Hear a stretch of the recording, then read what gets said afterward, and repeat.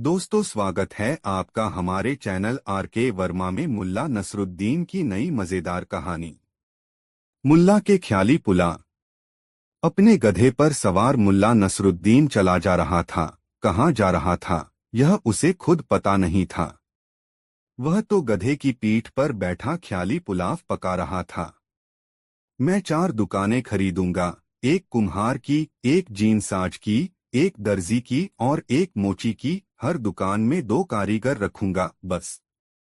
अपना काम तो सिर्फ पैसा बटोरना बस। फिर साल 2 साल में ही रईस बन जाऊंगा। मकान, हाँ मकान भी तो खरीदूंगा। हाँ, उसमें एक बाग भी होगा। बाग में फव्वारे होंगे, पेड़ होंगे, पौधे होंगे। पेड़ों पर पिंजरे लटके होंगे जिनमें चिड़ियां चहचहा रही होंगी। शादी, अरे हाँ भाई, शादी भी करूंगा। ज्यादा नहीं, बस 2 शादियां करूंगा। हर बीवी से 3 या 4 लड़के होंगे। वाह, मजा आ जाएगा। फिर उनकी शादियां। अपने ही विचारों में गुम मुल्ला नसरुद्दीन को दीन दुनिया की कोई खबर ही नहीं थी। उसका गधा किस ओर जा रहा था इसका भी उसे कोई इल्म नहीं था। वह तो बस अपने ख्यालों की दुनिया में खोया हुआ था। उसका गधा भी मालिक को लापरवाह जानकर अपनी बदकारी पर उतर आया था। सामने ही एक छोटी सी खाई पर पुल बना था, मगर वह शैतान पुल पर न जाकर दाईं ओर मुड़ गया। उसका इरादा छलांग लगाकर खाई पार करने का था, और ऐसा ही उसने किया भी। उसने अपनी चाल तेज की और दौड़कर छलांग लगा दी। उधर मुल्ला नसरुद्दीन अपने लड़कों के ख्याल में उलझा हुआ था। जब लड़के बड़े हो जाएंगे तो मैं उन्हें बुलाकर, अरे ये मैं हवा में क्यों उड़ा जा रहा हूँ, या खुदा मेरे शरीर में पंख लग गए हैं क्या। लेकिन नहीं, ऐसा कुछ नहीं था। इसका एहसास उसे तब हुआ जब वह बंदूक की गोली की भांति धरती पर आकर गिरा। उसके हलक से एक तेज चीख निकल पड़ी। उसकी आंखों के सामने सितारे से घिरकर रह गए। जल्दी ही उसे वास्तविकता का एहसास हो गया।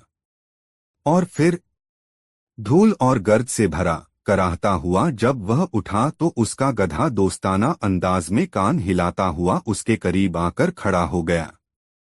दुनिया भर की मासूमियत उसके चेहरे पर झलक रही थी।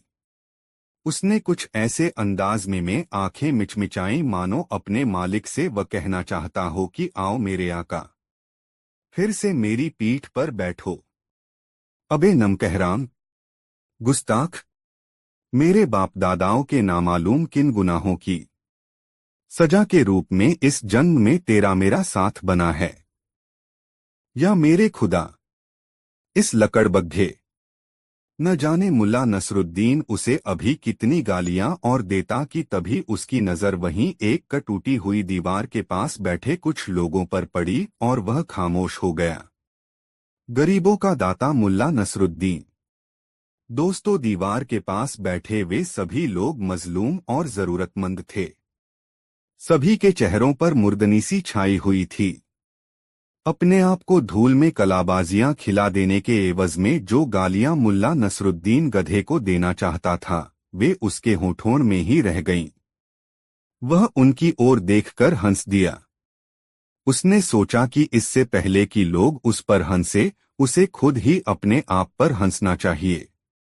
इसलिए वह हंसा, ठठाकर हंसा, फिर उन लोगों की ओर आंख मारकर बोला, वाह वाह, क्या आप लोग बता सकते हैं कि मैंने कितनी कलाबाजियां खाईं? भई मैं तो गिन नहीं सका।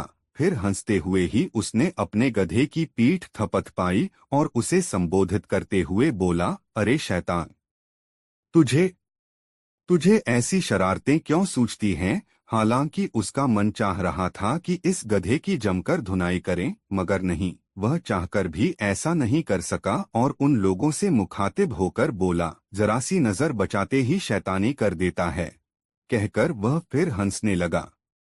किंतु फिर एकाएक ही उसकी हंसी रुक गई, क्योंकि वहां बैठा कोई भी व्यक्ति हंसने में उसका साथ नहीं दे रहा था। औरतें वहां बच्चों को गोद में लिए जो बैठी थीं, वे रो रही थीं। मर्दों के चेहरे ऐसे लग रहे थे मानो वे भी रोते रहे हों और अब उनके आंसू सूख गए हों। यह सब देखकर मुल्ला नसरुद्दीन को समझते देर नहीं लगी कि यहाँ अवश्य ही कुछ दाल में काला है।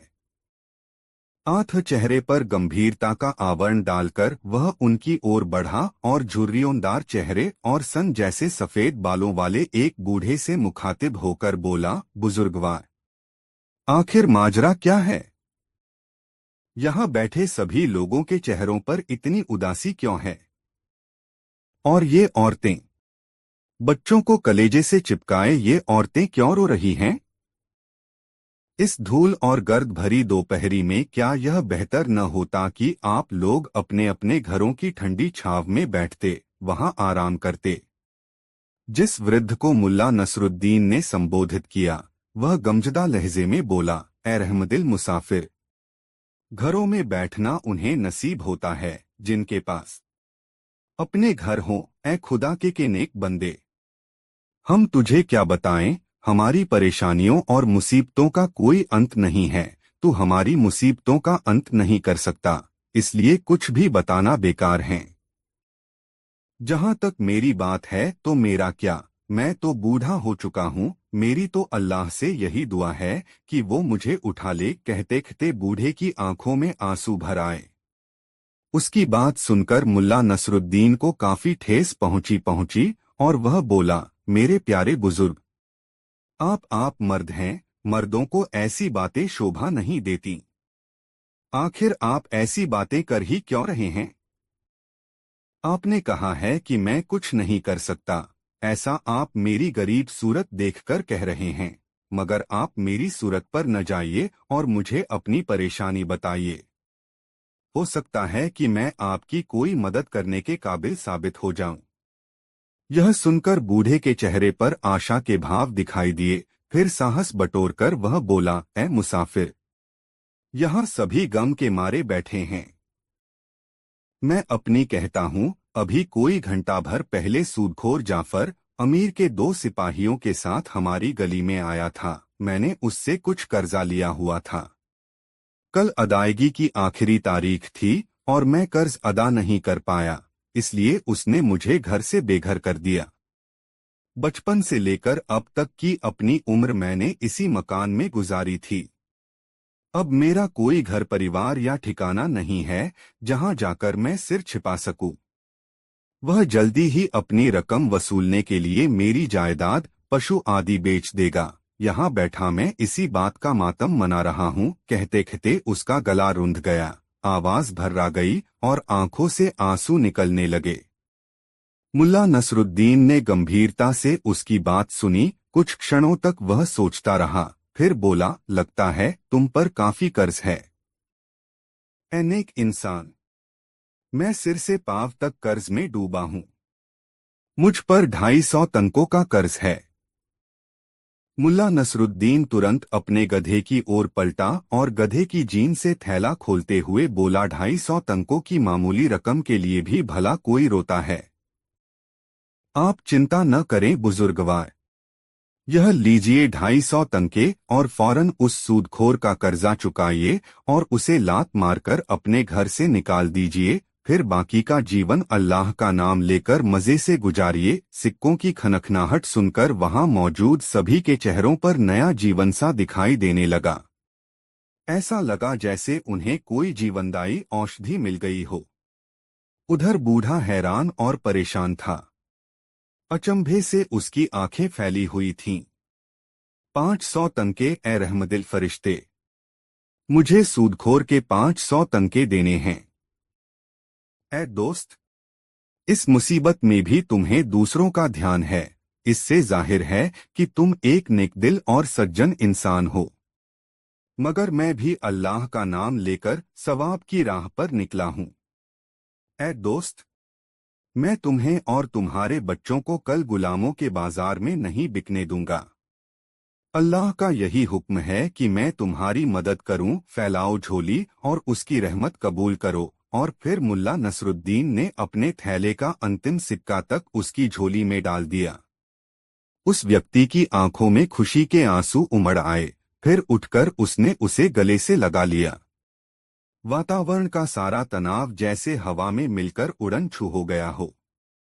सभी के चेहरों पर खुशी की चमक दिखाई देने लगी। तभी वह संतराश बोला, आप तो बड़े मजे से अपने गधे से उछले, और मुल्ला नसरुद्दीन के गधे से गिरने के क्षण को याद करके सभी हंस पड़े।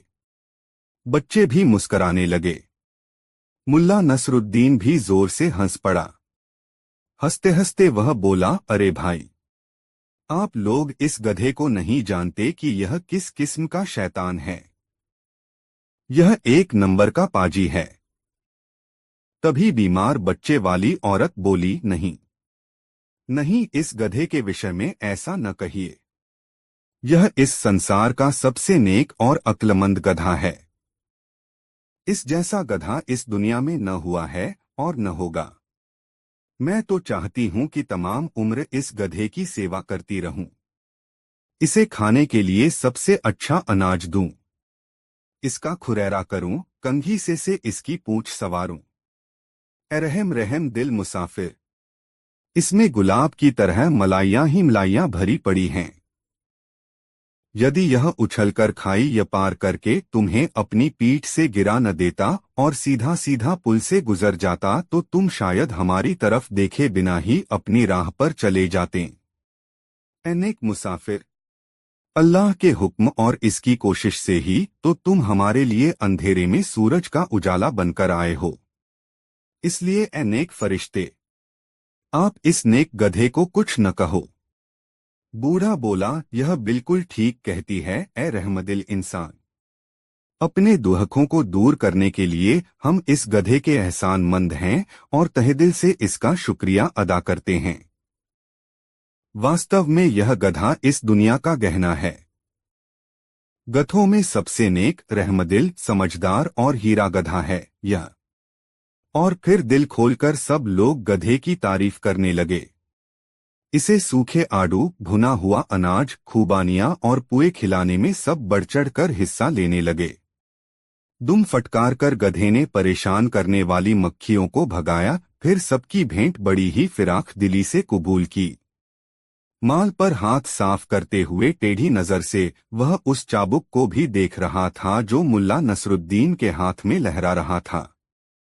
दिन डूबने वाला था, पेड़ों के साए लंबे हो रहे थे, लाल पैरों वाले सारस पंख फड़फड़ाते और कैंकै का शोर मचाते हुए अपने घोंसलों को लौट रहे थे, जहां अपनी लाल लाल चोंचे खोले उनके बच्चे उनका इंतजार कर रहे थे। मुल्ला नसरुद्दीन ने उनसे जाने की इजाजत मांगी।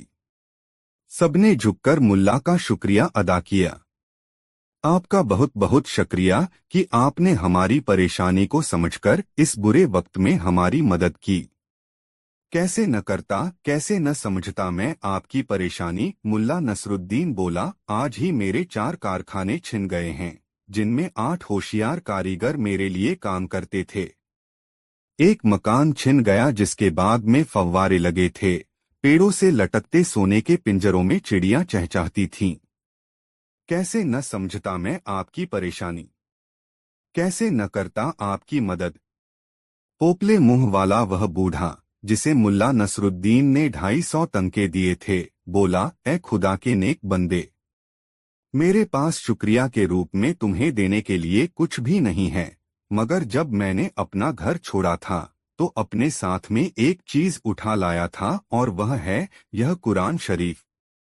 तुम इसे ही ले लो। अल्लाह की इस अंधेरी दुनिया में यह तुम्हें रास्ता दिखाने वाली रोशनी बनेगी।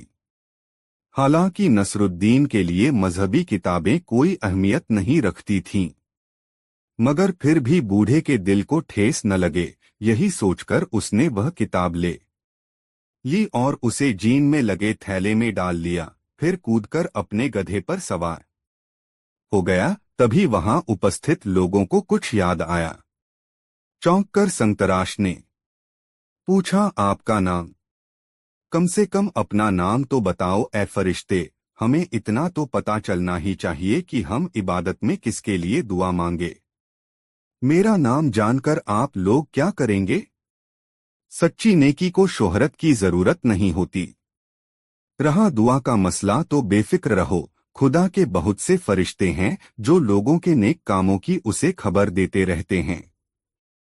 फरिश्ते ही अगर काहिल, निकम्मे और लापरवाह हुए या नर्म बादलों में सोते रहे तो आपकी इबादत का कोई भी असर न होगा, क्योंकि ईमान वाले लोगों से बात पक्की कराए बिना सबकी बातों पर यकीन करना अल्लाह के नजदीक अच्छा नहीं। अच्छा, अलविदा कहकर उसने गधे को ऐड लगाई और सरपट दौड़ाता हुआ गली के मोड़ पर जाकर गायब हो गया।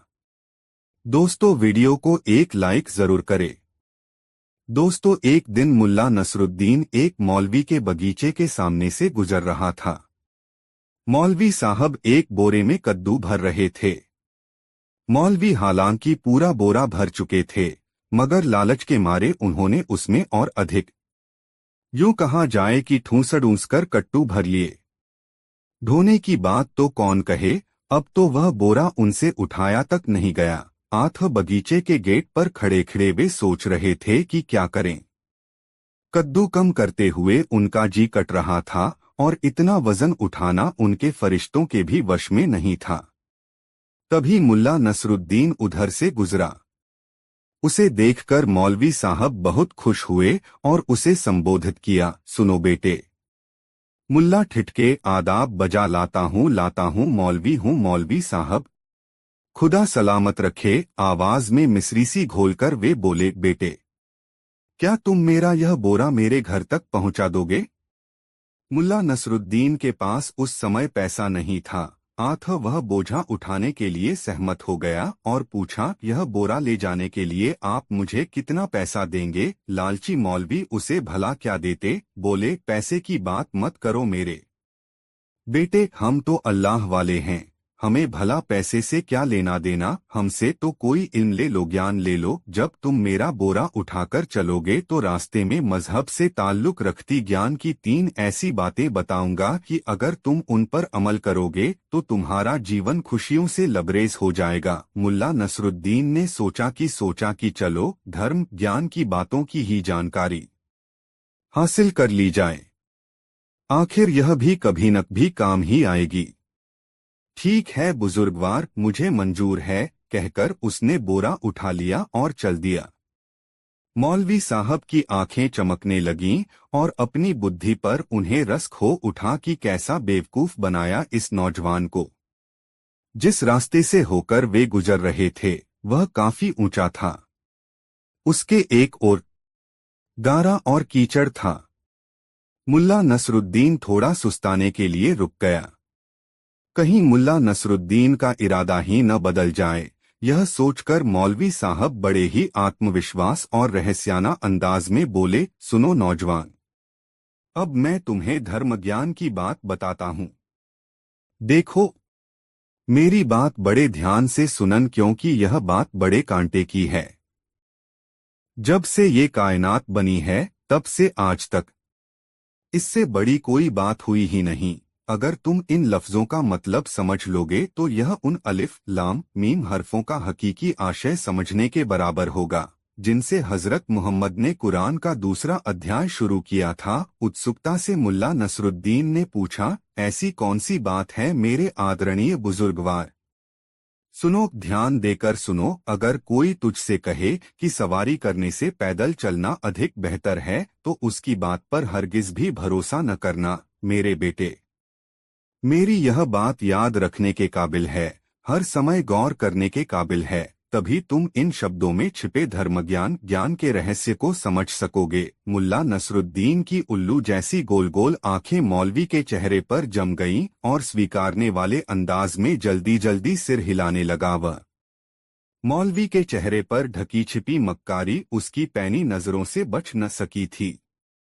लेकिन बेटे, मौलवी साहब पुनः बोले, यह बात जो मैंने तुम्हें बताई है यह उस बात के मुकाबले कुछ भी नहीं है जो मैं तुम्हें करीब 2 फरलांग की दूरी पर दिखाई दे रहे एक पेड़ की ओर इशारा करके वे बोले, उस दरख्त के नीचे जाकर बताऊंगा।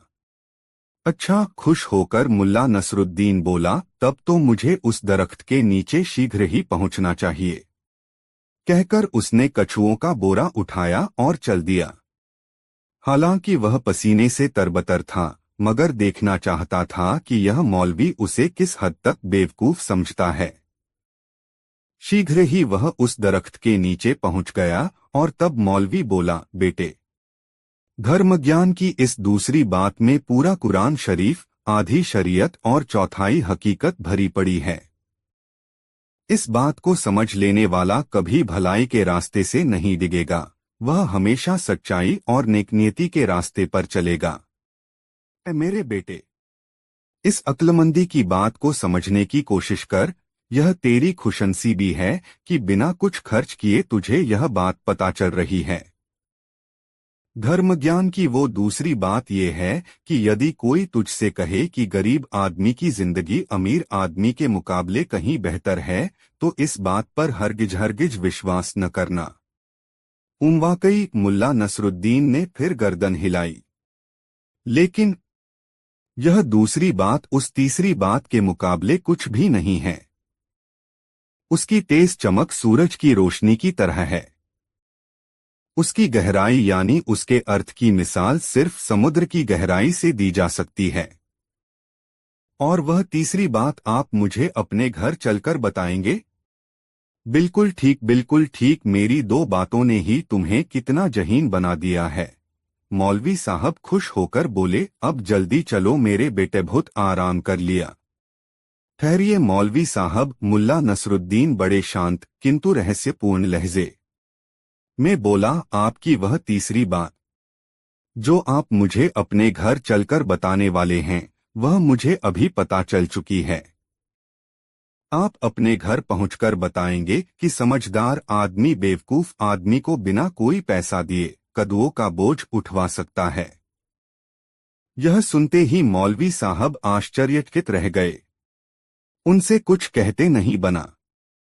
हक्के बक्के से वह मुल्ला नसरुद्दीन का चेहरा देखते रह गए। अपने घर पहुंचकर वह वाकई यही सब कहने वाले थे। अब मुल्ला नसरुद्दीन बड़ी शांति और सब्र से बोला, एक बात धर्मज्ञान की आप मुझसे भी सुनिए। मेरी एक ही बात आपकी तीनों बातों पर हावी है। मैं पाक पैगंबर की कसम खाकर कहता हूं कि मेरी धर्मज्ञान की बात इतनी आशयपूर्ण तथा चकाचौंध कर देने वाली है कि इसमें कुरान, शरीयत, तरीकत व अन्य किताबों सहित इस्लाम, बौद्ध, फलसफा, ईसाई और यहूदी धर्मों की सभी बातें सम्मिलित हैं। मुल्ला जी, मुझे सच्चाई और ईमान की तहजीब देने वाले मेरे उस्ताद जी, इस बात से अधिक जो कि मैं आपको बताने जा रहा हूं, कोई धर्म ज्ञान की बात कभी हुई ही नहीं। मुल्ला नसरुद्दीन बोल रहा था और मौलवी साहब बगुले की भांति उसका चेहरा देख रहे थे। मुल्ला नसरुद्दीन पुनः बोला, हाँ, एक बात और मेरी बात को सुनने से पहले आप अपने आप को अच्छी तरह तैयार कर लीजिए, क्योंकि यह बात इतनी भव्य और आश्चर्य में डाल देने वाली है कि इससे किसी भी इंसान का दिमाग फिर सकता है। मौलवी साहब, अपने दिलो दिमाग को खासा मजबूत कर लीजिए और सुनिए, अगर आपसे कोई कहे कि ये कट्टू फूटे नहीं हैं, तो उसके मुंह पर थूक दीजिएगा। उसकी बात को खालिस झूठ मानिएगा और उसे धक्के देकर अपने घर से बाहर निकाल दीजिएगा। यह कहकर मुल्ला नसरुद्दीन ने कद्दुओं का बोरा उठाया और करीब ही एक सूखे गड्ढे में फेंक दिया। कद्दू बोरे से निकलकर पत्थरों से टकराट कराकर चकनाचूर हो गए। मौलवी साहब हाय हाय करते रह गए। दोनों हाथ उठाकर बोले, हाय, मैं लुट गया, बर्बाद हो गया, कहकर वह कभी अपने बाल नोचते, कभी छाती पीटते। मुल्ला नसरुद्दीन से वह लड़ नहीं सकते थे, क्योंकि शरीर में इतनी जान ही नहीं थी। आंथ छाती पीटने और दाढ़ी नोचने के अलावा उनके पास कोई चारा नहीं था। फिर चलते चलते मुल्ला नसरुद्दीन बोला, मौलवी साहब, खुद देख लीजिए कि जो बात मैंने बताई उसमें कितनी सच्चाई है। मैंने आपको पहले ही आगाह कर दिया था कि धर्मज्ञान की मेरी बात सुनकर आप पागल भी हो सकते हैं। खैर, अब आप खुद अपनी हरकतें देख लें। यह सुनकर वहां बैठे लोग ठठाकर हंस पड़े। उधर चायखाना भी ठहाकों से गूंज उठा। अरे, इन्होंने तो इस घटना की भी जानकारी हासिल कर ली, मगर कैसे? उस समय तो उस सड़क पर केवल दो ही व्यक्ति थे, एक मैं और दूसरा मौलवी। मैंने इस घटना का जिक्र भी किसी से किया नहीं। हो सकता है कि मौलवी ने ही इस घटना का जिक्र किसी से किया हो, या हो सकता है कि बाद में उसे इस बात का इल्म हो गया हो कि उसके कद्दू किसने ढोए थे। इधर मुल्ला नसरुद्दीन यह सब सोच रहा था और उधर एक अन्य व्यक्ति ने उसकी एक और दास्तान सुनानी शुरू कर दी। दोस्तों, वीडियो कैसा लगा कमेंट में जरूर बताएं। दोस्तों, गधे के कानों में न जाने कैसे अपने मालिक की कातर आवाज पड़ गई और वह उछलकर बड़ी ही इंकलाबी आवाज में रेंका। फिर वह खूंटा तोड़कर अपने मालिक की ओर भागा। जैसे ही वह बरसाती से बाहर की तरह लपका, वैसे ही एक बड़ा ढोल भी उसके साथ साथ आने लगा। दरअसल अंधेरे में बिना देखे भाले नसरुद्दीन ने उसे एक ढोल के कुंदे से बांध दिया था। यह वह ढोल था जिसे त्योहारों आदि के मौके पर बजा जाकर चाय खाने का मालिक अपने ग्राहकों को आकर्षित करता था। वही ढोल एक पत्थर से जा टकराया, फलस्वरूप एक तेज आवाज हुई। गधे ने पीछे मुड़कर देखा।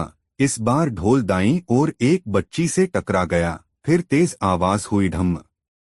गधे ने सोचा कि कोई शैतान उसके मालिक को छोड़कर उसके पीछे आ रहा है। अब उनकी खैर नहीं। यह ख्याल मन में आते ही वह भयभीत हो उठा और बुरी तरह रेंकता हुआ पूंछ उठाकर बाजार की ओर भागा। रास्ते में करीब 50 से 60 ऊंटों का एक काफिला चीनी मिट्टी के बर्तन और तांबे की चादरें लादे चला आ रहा था। उन ऊंटों ने बुरी तरह रेंकते और धमकने गमकने वाले इस जानवर को अपनी ओर आते देखा तो वे भी घबराकर इधर उधर भाग निकले।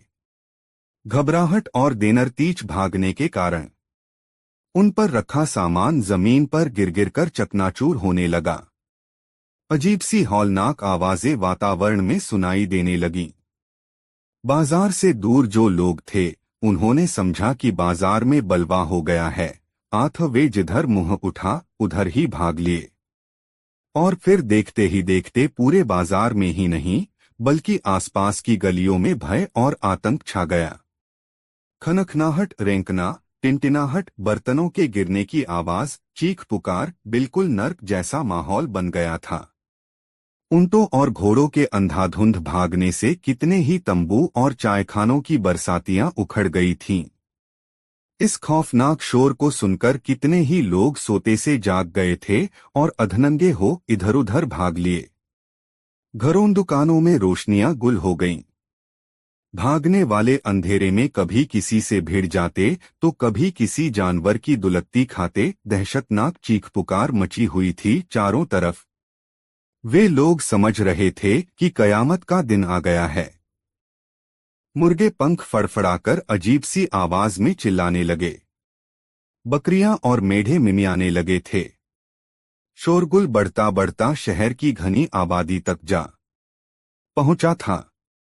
शहर की चारदीवारी पर लगी तोपें दगने लगीं।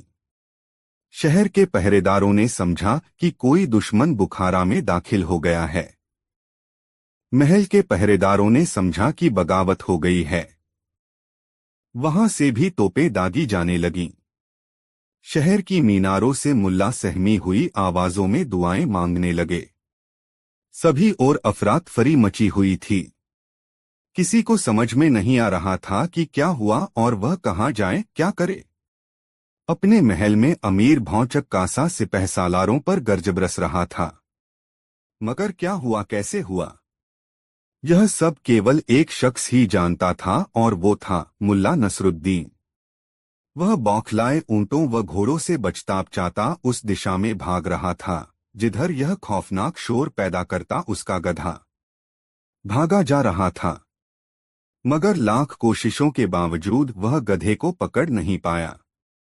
उसकी यह दौड़ तब तक चलती रही जब तक कि उसके गधे और ढोल को जोड़ने वाली रस्सी टूट न गई। रस्सी के टूटते ही ढोल लुढ़ककर ऊंटों की ठोकरों में जा पहुंचा। ऊंट उससे बचने के लिए हड़बड़ी में चायखानों के छप्पर, शामियाने और खोखे गिराते चले गए। फिर ऐसा हुआ कि एक मोड़ पर अचानक मुल्ला नसरुद्दीन और उसका गधा एक दूसरे के आमने सामने आ गए। गधे के मुंह से झाग निकल रहा था और वह बुरी तरह हाँफ रहा था। मुल्ला नसरुद्दीन हालांकि स्वयं भी हाँफ रहा था, मगर ऐसे में उसने एक पल की भी देर करना उचित नहीं समझा और गधे की रस्सी पकड़कर पीछे की ओर खींचते हुए बोला, आ चल, उधर चलते हैं, यहाँ तो बेतुका शोर हो रहा है। यह देखकर उसे आश्चर्य हो रहा था कि गधे जैसे छोटे से पशु के पीछे यदि एक ढोल बांधकर छोड़ दिया जाए तो यह मामूली सा पशु भी कितनी बड़ी तबाही ला सकता है। अबे, देखा तूने क्या कर डाला। यह सच है कि ये बवाल फैलाकर तूने मुझे सिपाहियों से बचाया है, फिर भी बहुत से गरीब इस अफरा-तफरी में तबाह हो गए होंगे और उन बेचारों को संभलते संभलते सुबह हो जाएगी। खैर, अब हमें कोई ऐसी जगह तलाशनी होगी जहां हमारे आराम में किसी प्रकार का कोई विघ्न न पड़े। और फिर वह सोचने लगा कि ऐसी कौन सी जगह है जहां वे दोनों चैन से रात गुजार सकें। काफी सोच विचार के बाद वह इस निर्णय पर पहुंचा कि उसे बुखारा के एकमात्र कब्रिस्तान में ही चैन मिल सकता है। शर्तिया बात है कि वहां किसी प्रकार का कोई विघ्न नहीं आने वाला था। उसका ऐसा सोचना किसी हद तक ठीक भी था। शहर में चाहे कितनी ही गड़बड़ी क्यों न फैले, मगर कब्रिस्तान में किसी प्रकार की कोई आफत नहीं आ सकती थी। मुल्ला नसरुद्दीन ने उसकी लगाम पकड़ी और कब्रिस्तान की ओर रुख किया। इस प्रकार मुल्ला नसरुद्दीन ने अपने शहर बुखारा में अपनी वापसी का धमाकेदार पहला दिन पूरा किया। उसने गधे को एक कब्र के पत्थर से बांध दिया और स्वयं दूसरी कब्र पर जाकर लेट गया। उधर शहर में सारी रात तोपों की गर्ज, शोरगुल व चीख पुकार मचती रही, मगर वह लंबी तानकर सो रहा था। दोस्तों, वीडियो को एक लाइक जरूर करें। दोस्तों, बाजार में आकर मुल्ला नसरुद्दीन एक ऐसे चायखाने में जा घुसा जो लोगों से खचाखच भरा हुआ था। उसमें रेशमी गद्दे, देव कालीन बिछे हुए थे। उसने अपने गधे को खूंटे से बाहर नहीं बांधा, बल्कि चायखाने में ही लेकर घुस आया। वहां मौजूद लोग आश्चर्य से उसे देखने लगे। कुछ लोगों ने नाक मुंह भी सिकोड़ा कि कैसा बेहुदा आदमी है जो गधे को ही अंदर ले आया। मुल्ला नसरुद्दीन ने जीन के झोले से वह कुरान शरीफ निकाली जो कुछ दिन पूर्व एक बूढ़े ने उसे दी थी। उसने कुरान शरीफ गधे के आगे रख दी। यह कार्य उसने पूरे आत्मविश्वास और गंभीरता से किया, जैसे वह बड़ा ही स्वाभाविक हो। चायखाने में मौजूद लोग आश्चर्य और उत्सुकता से एक दूसरे का मुंह ताकने लगे। गधा चायखाने में लकड़ी के फर्श पर अपना खुर पटकने लगा। अरे, इतनी जल्दी? मुल्ला नसरुद्दीन न कुरान का पन्ना पलटते हुए बोला, तू तो जरूरत से ज्यादा समझदार हो गया है। दिन दूनी रात चौगुनी तरक्की कर रहा है बेटा। यह देखकर चायखाने का तुंदियल मालिक फौरन उठकर उसके पास आया और बोला, सुन ए भले मानुष, क्या तुझे यह जगह गधे के लाने के लायक दिखाई देती है? और तूने यह धार्मिक ग्रंथ खोलकर इसके सामने क्यों रखा है? मेरे दोस्त, मैं इस गधे को धर्म ज्ञान सिखा रहा हूँ, मुल्ला नसरुद्दीन ने बड़े ही आत्मविश्वास से कहा। हमारा कुरान शरीफ का सबक पूरा होने वाला है, अब शीघ्र ही इसे शरीयत, धर्म कानून भी पढ़ाया जाएगा। चाय वाले की आंखें फटी और मुंह खुला का खुला रह गया। ऐसा अजूबा उसने जीवन में आज से पहले कभी नहीं देखा था। अन्य लोगों में भी कानाफूसी और भनभनाहट होने लगी। इस अजूबे को देखने और समझने के लिए बहुत से लोग उठकर खड़े हो गए। गधे ने एक बार पुनः खुर पटका। बहुत खूब, बहुत खूब। मुल्ला नसरुद्दीन ने पुनः पन्ना पलटा। मेरे बेटे, बस थोड़ी सौ कसर रह गई है, तू जरूर अरबी मदरसे में उस्ताद बनने के काबिल हो जाएगा। फिर वह तमाशबीनों की तरफ पलटा। बस इसके साथ यही कमी है कि यह किताब के पन्ने नहीं पलट सकता, इस काम में इसे किसी न किसी की मदद चाहिए। ऊपर वाले ने इसे बड़ा ही जहीन बनाकर भेजा है। जनाबे आली, इसकी याददाश्त तो कमाल की है। अल्लाह से बड़ी गलती हुई जो इसे उंगलियां न बख्शीं। देखते ही देखते मुल्ला नसरुद्दीन के चारों ओर अच्छी खासी भीड़ जमा हो गई। अब मुल्ला नसरुद्दीन अपनी असलियत पर आ गया। समय कम था और उसे अभी काफी काम करना था। वह बोला, साहेबान, यह कोई साधारण गधा नहीं बल्कि शाही गधा है। हमारे अमीर का गधा है। एक रोज अमीर ने मुझे अपने पास बुलाकर कहा कि क्या तुम हमारे गधे को दीनियात सिखा सकते हो ताकि यह हमारे जैसा अक्लमंद हो जाए। मैंने गधे का दिमागी मुआयना करके कहा कि ऐ सम्मानित अमीर, यह गधा उतना ही तेज दिमाग और प्रतिभाशाली है जितने कि आपके अन्य दरबारिया आ। मैं इसे धर्मज्ञान दीनियात सिखाने का बीड़ा उठाता हूँ और दावे से कह सकता हूँ कि यह उतना ही विद्वान हो जाएगा जितने कि आप खुद हैं, और हो सकता है कि यह आपसे भी आगे निकल जाए, मगर इसके लिए 20 साल का लंबा समय लग जाएगा। बस यह सुनते ही अमीर ने शाही खजाने से मुझे 5,000 सोने के तंके दिलवाए और कहा कि इसे ले जाओ और पढ़ाओ। यदि 20 साल में तुम इसे दीनियात नहीं सिखा पाए तो तुम्हें सजाए मौत मिलेगी। चाय वाला बोला, तो तुम अपने सिर को अलविदा कह दो। भला किसी ने गधों को भी कहीं कुरान व दीनियात पढ़ते देखा है? अरे भाई, बुखारा में ऐसे बहुत से गधे हैं। मुझे सोने के 5,000 तंके चाहिए तथा ऐसे समझदार गधे रोजाना तो मिला नहीं करते। तुम मेरा सिर कलम होने की फिक्र न करो मित्र, क्योंकि 20 वर्ष में हम में से एक नेक तो खुदा को प्यारा हो ही जाएगा, या तो मैं या अमीर या ये गधा। तब तक यह ज्ञात करने में काफी देर हो जाएगी कि धर्मज्ञान का सर्वोत्तम ज्ञाता कौन है। यह जवाब सुनकर पूरा चायखाना ठहाकों से गूंज उठा। चाय वाला तो अपने रेशमी गद्दे पर लोटपोट ही हो गया। हाँ हाँ हाँ, सबसे बड़ा धर्म ज्ञाता, अरे भाई। अचानक उसे न जाने क्या ख्याल आया कि वह एकाएक ही खामोश होकर मुल्ला नसरुद्दीन को घूरने लगा। फिर बोला, तुम कौन हो? कहाँ से आए हो? ए धर्म ज्ञान सिखाने वाले, कहीं तुम मुल्ला नसरुद्दीन तो नहीं हो? दुकान में सन्नाटा छा गया। सभी की सवालिया नजरें मुल्ला नसरुद्दीन के चेहरे पर स्थिर हो गईं। मुल्ला नसरुद्दीन कुछ पलों तक मुस्कराता हुआ सबके चेहरे देखता रहा, फिर बोला, तुम्हारा अनुमान बिल्कुल ठीक है दोस्त। मैं मुल्ला नसरुद्दीन ही हूँ। बुखारा शरीफ के नागरिकों, मेरा सलाम कबूल कीजिए। यह सुनते ही वहां खलबली मच गई। मुल्ला नसरुद्दीन, मुल्ला नसरुद्दीन। और यह बुलंद आवाज एक चायखाने से दूसरे में, दूसरे से तीसरे में, और फिर देखते ही देखते यह चर्चा पूरे शहर में फैल गई कि मुल्ला नसरुद्दीन बुखारा में आ चुका है। प्रत्येक स्थान, प्रत्येक गली कूचे में सिर्फ और सिर्फ एक ही चर्चा थी, मुल्ला नसरुद्दीन की चर्चा। दूर दूर के लोग चायखाने में आकर एकत्रित हो गए थे। ताजिक, उज्बक, तुर्कमानी, तातर, जर्जियाई वहां एकत्रित होकर जोर जोर से चिल्लाकर अपने प्यारे नसरुद्दीन, खुशमिजाज व हास्य प्रिय नसरुद्दीन का स्वागत कर रहे थे। भीड़ बढ़ने के बाद किसी ने एक गट्ठर बढ़िया किस्म की घास गधे के आगे लाकर डाल दी। किसी ने जई का ढेर लगा दिया और किसी ने एक बाल्टी साफ पानी उसके आगे रख दिया। मुल्ला नसरुद्दीन बाहर चायखाने की बरसाती में आ गया। उसने अपने चाहने वालों को सलाम करके उनका हार्दिक अभिनंदन किया, फिर एक तख्त पर खड़ा होकर बोला, बुखारा के नागरिकों, मैं आप सबका तहे दिल से स्वागत करता हूँ।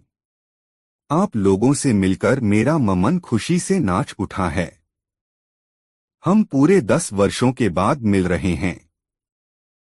मैं जानता हूँ कि आपके दिलो दिमाग में बहुत से सवाल कौंध रहे हैं।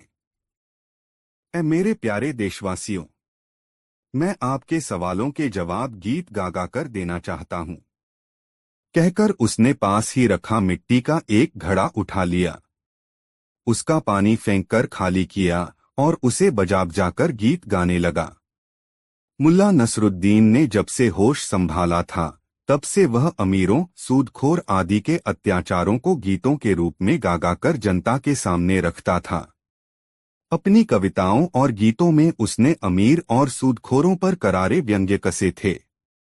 अंत में वह लोगों से कहता कि जिस प्रकार एक रोज पाप का घड़ा फूटता है, उसी प्रकार अमीर का घ फूटता है। घमंड भी एक न एक दिन अवश्य ही चूर चूर हो जाएगा और जनता को उसके अत्याचारों से मुक्ति मिलेगी। यह कहकर वह घड़े को धरती पर पटककर चूर चूर कर देता था। इस बार भी गीत की समाप्ति पर उसने ऐसा ही किया। फिर जनता से मुखातिब होकर बोला, दोस्तों, नयाज कुम्हार को सूदखोर और अमीर के बेरहम फैसले से बचाने की कोशिश करनी चाहिए, उसकी मदद करनी चाहिए। आप लोग मुल्ला नसरुद्दीन को भली भांति जानते हैं कि वह सही समय पर लोगों का कर्ज चुका देता है। क्या कोई मुझे कुछ समय के लिए 400 तनके दे सकता है? यह सुनकर एक भिश्ती तेजी से आगे बढ़ा और बोला, भाई मुल्ला नसरुद्दीन, हम गरीबों के पास भला इतना धन कहाँ है? हमारा सारा धन तो भारी भारी कर चुकाने में ही चला जाता है, लेकिन मेरा यह नया पटका आप ले लो, शायद इससे कुछ मिल जाए। यह कहकर उसने अपना नया पटका मुल्ला नसरुद्दीन के कदमों में डाल दिया। इसके साथ ही लोगों में सरगोशियां सी होने लगीं। फिर जैसे एकाएक ही सामूहिक आंदोलन सा फैल गया। देखते ही देखते उसके कदमों में पगड़ी, पटके, रुमाल, जूते और बर्तनों आदि का ढेर लगने लगा। तुंदियल चाय वाले ने भी 2 बेहतरीन चायदानियां व तांबे की 2 तश्तरियां लाकर उसके कदमों में रख दीं। देखते ही देखते सामान का बड़ा सा ढेर हो गया। बुखारा के नेक व रहमदिल नागरिकों, मुल्ला नसरुद्दीन बोला, बस बहुत सामान हो गया। अब मैं नीलामी शुरू करता हूँ। यह रहा भिश्ती का पटका, जो इसे खरीदेगा उसे प्यास नहीं सताएगी। ये रहे कुछ मरम्मत किए पुराने जूते जो कि मक्का हो आए हैं। इन्हें पहनने वाले को जियारत, तीर्थ यात्रा का सुख मिलेगा। ये सभी सामान बहुत सस्ते में बिक रहा है, जल्दी करो। मुल्ला नसरुद्दीन चिल्ला रहा था, मगर जनता गुमसुम सी चुपचाप खड़ी थी। अमीर और सूदखोर के अत्याचारों से दुहकी जनता की जेब खाली थी। दोस्तों, वीडियो को एक लाइक जरूर करें। कहानी कैसी लगी कमेंट में बताएं। ऐसी और नई मजेदार कहानी सुनने के लिए हमारे चैनल द यूनिक वर्ल्ड को सब्सक्राइब जरूर करें। वीडियो देखने के लिए धन्यवाद।